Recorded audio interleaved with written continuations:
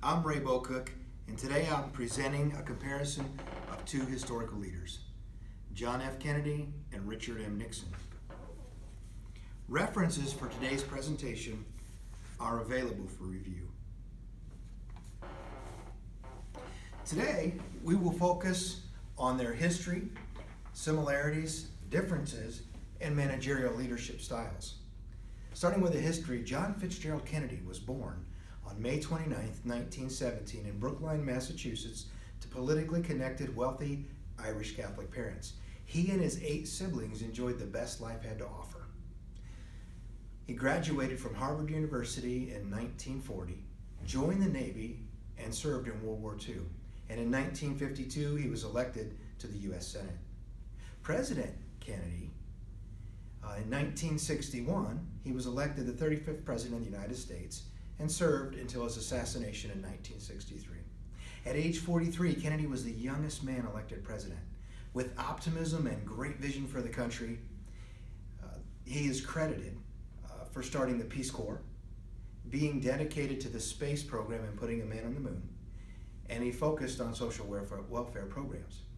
His most famous quote is, "Ask not what your country can do for you, but what you can do for your country." Richard Milhous Nixon was born on January 9th, 1913 in Yorba Linda, California, to Quaker parents. He is the second of 8 boys, and his family struggled financially. However, he attended Whittier College and graduated from Duke University with a law degree in 1937. He joined the Navy in 1942. Nixon's presidency started in 1969, and he was elected the 37th President of the United States. He served until his resignation in 1947 when he was faced with impeachment for the Watergate scandal. He is credited with pulling out of the Vietnam War, creating the Environmental Protection Agency, and normalizing relations with China. Unfortunately, Nixon will be remembered for his underhanded part in the Watergate scandal, where he refused to turn over tapes, citing executive privilege. The Supreme Court ruled that Nixon must turn over tapes, which led to his resignation. When comparing presidential leaders, the number of similarities they share are astonishing. John F. Kennedy and Richard M. Nixon were born 4 years apart, which meant no matter who won the 1960 presidential election, he would have been the youngest president. Both men were U.S. senators, elected to Congress in 1946. Both served in the U.S. Navy, served in World War II. Both were authors, and neither men served their full term as president. The presidential debate, some similarities there. On September 26, 1960, Kennedy and Nixon faced off live in front of an estimated 70 million Americans who viewed the first televised presidential debate. This marked a new era of media and it proved that television had an enormous impact on the outcome of the 1960 presidential election and continues to play a vital role in our democracy process today. Although these men had some astonishing similarities, they had some differences as well. Kennedy, he delivered a perfect performance, appearing youthful, well-groomed, energetic, prepared, and looked directly into the camera as he smoothly answered each question. Whereas Nixon was obviously ill-prepared for the televised event, appeared sweaty, nervous, looking away from the camera, and it gave him a shifty gaze that seemed as if he was avoiding eye contact.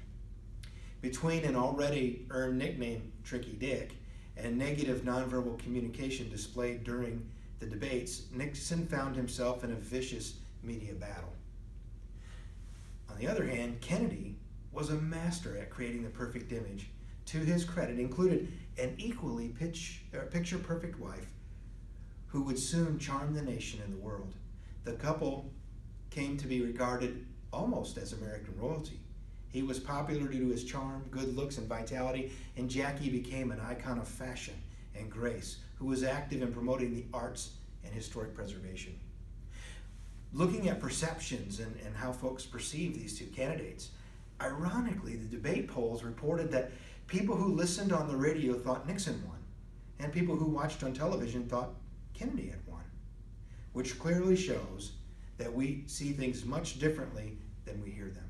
Both Kennedy and Nixon were elected as presidents of the United States, and through their leadership played a role in shaping the history of our nation. Considering their management leadership style, conducting an analysis of their style, how do these two men compare as leaders? What were they like to work with? Both men demonstrated a clear understanding of politics, however, each played a very different game. Kennedy, a self-proclaimed idealist without illusions, relied heavily on his charm, wit, and intelligence to get the things he wanted. Whereas Nixon, a socially awkward and insecure man, did not play politics, he practiced war. Filled with deep bitterness, Nixon used people's fears and anger to his advantage. Kennedy, with his undaunting hope for the future and country and everyone in it, used motivational phrases like, "I am asking each of you to be new pioneers in the new frontier." And he had lofty goals, wanting to move the country forward. JFK was perfectly comfortable admitting mistakes and trying to learn from them. On the opposite end of the spectrum, Nixon had a dark side, and this plagued him. He was plagued with paranoia, hatred, and a disregard for laws, like the Federal Comparability Act, which required the president to submit a plan for pay increases for government employees. Nixon refused to submit the plan to Congress during his wage freeze, an act ruled illegal by a federal court of appeals. Numerous examples can be given of Nixon's dishonesty, but nothing says it better than impeachment. It's nothing short of irony that one of Kennedy's favorite quotes is, "The only thing necessary for the triumph of evil over good is for good men to do nothing."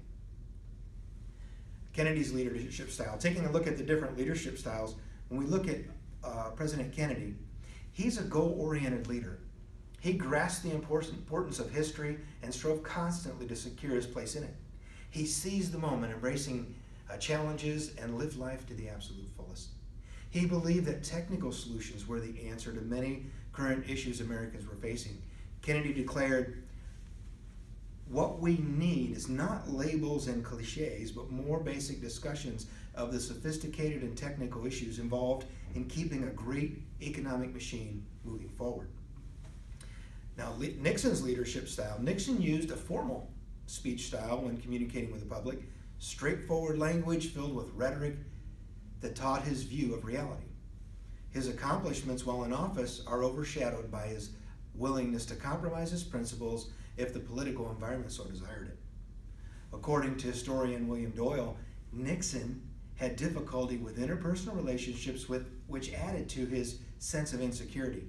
No doubt these elements contributed to his belief that one had to be prepared to resort to ruthlessness in order to get ahead in politics. President Nixon once remarked, "If you are reasonably intelligent, and if your anger is deep enough and strong enough, you learn that you can change those attitudes for excellence and personal gut performance, while those who have everything are sitting on their fat butts." Pretty straightforward. Nixon's own doctor, Dr. Arnold Hutschnecker, stated he possessed deep-seated inhibitions, an excitatory type who released his anger to feel better. Nixon's speeches reflected distrust of elitist bureaucrats by categorizing his associates as critics as either friends or enemies. No middle ground there. It was easy to see why his critics had a propensity to latch onto his dark side. Sadly, Nixon, who was highly intelligent, left his feelings of inadequacy, strong desire for money and power, take over his better judgment, and the public could see that America and the American people were not his number one priority. Through a mixture of angry public outbursts, paranoia, and a list of people to get even with, and some criminal activity, Nixon became his own worst enemy and resigned as President of the United States. In conclusion, conducting a thorough comparison of President Kennedy and President Nixon provides an excellent case study and analysis to drive home lessons learned this semester in communication for leadership. Today I went over their history, similarities, differences, and managerial leadership styles. Comparing John Fitzgerald Kennedy and Richard Milhous Nixon demonstrates the importance of managerial leadership to communicate as effectively as possible and use a leadership approach that focuses on the organization mission and, most importantly, the people. From the first-line supervisor to the President of the United States, leadership communication is critically important for success. Unfortunately, both Kennedy and Nixon did not finish their full presidential terms. However, both men left a lasting legacy. Many people consider Kennedy as a martyr and Nixon a villain. It's important to study history, to learn lessons from past leaders, and to determine the legacy we plan to leave behind.